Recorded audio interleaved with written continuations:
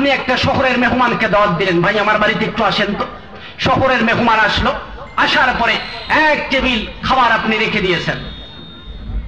বলল, শহরের মেহমান বলল যে ভাই এই খাবারগুলোর সঙ্গে আমার একটু পরিচয় করে দেন।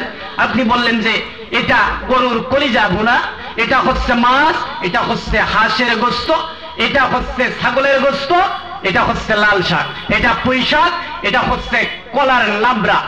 সমস্ত খাবারগুলোর সঙ্গে পরিচয় করে দিলেন, কিন্তু ওই টেবিলের উপরে চামচের উপর কি যেন একটু ঝুলতেছে। আপনি বললেন যে ভাই এক টেবিল পরিমাণ খাবারের সঙ্গে আপনি পরিচয় করে দিলেন, কিন্তু টেবিলের উপরে কি জানি ঝুলতেছে, একটু বলবেন কি? আপনি বললেন যে আপনাকে দাওয়াত দিয়েছি, আমার বাড়িতে আমার একটা মেয়ে জন্মগ্রহণ করেছে, আজকে তার আকিকা। সে পৃথিবীতে প্রথম আসার পর যেটুকু পায়খানা করেছিল ওইটুকু টেবিলের উপর ঝুলে রেখেছি, খান, কোনো সমস্যা নেই, খান। আচ্ছা, আপনি যদি রুচিবান মানুষ হন, এক টেবিল খাবার রয়েছে, ওইখানে পায়খানা রয়েছে, আপনি খাবেন? আওয়াজ দিয়ে বলেন না কেন, খাবেন?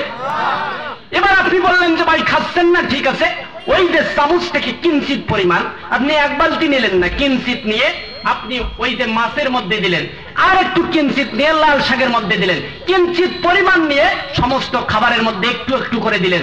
আচ্ছা বলেন তো, চামচের মধ্যে আছে, আপনি খেলেন না, আপনাকে ভালোবেসে এবার সন্তান যেটুকু প্রথম পায়খানা করেছিল ওটুকু সমস্ত খাবারগুলোর মধ্যে দিয়ে দিল, এবার আপনি খুশি? কথা বলেন, এই খাবারগুলো খাবেন? তাহলে এক টেবিল খাবার নষ্ট করার জন্য এক বালতি পায়খানা যথেষ্ট নাকি এক চিমটি যথেষ্ট? তাহলে এক টেবিল খাবার নষ্ট করার জন্য যেমন এক বালতি পায়খানার প্রয়োজন হয় না, পৃথিবীর জমিনের মধ্যে যতগুলো আমল করলেন আল্লাহ রাব্বুল আলামিন কিয়ামতের ময়দানে টেবিলের উপর রাখবেন। ও জসিমউদ্দিন, তোর নামাজ, রোজা, হজ, যাকাত, দরুদ শরীফ, মিলাদ, যতগুলো দান সদকা করেছিস, কোরআনের মাহফিলে গিয়েছিস, সমস্ত আমলগুলো টেবিলের উপর আল্লাহ কিয়ামতের ময়দানে রেখে দিলেন। আর যদি আল্লাহর সঙ্গে অংশীদার করেন, শিরিক করেন, এই শিরিকের যদি কিঞ্চিত পরিমাণ গুনাহ থাকে, আল্লাহ যদি ওটা টেবিলের মধ্যে ফেলে দেয়, এক চিমটি পায়খানা যেমন এক টেবিল খাবার নষ্ট করার জন্য যথেষ্ট, ঠিক তেমনি ভাবে এক চিমটি শিরিক আপনার তামাম জিন্দেগীর সমস্ত আমলগুলো নষ্ট করে দিবে। জোরে বলেন নাউজুবিল্লাহ।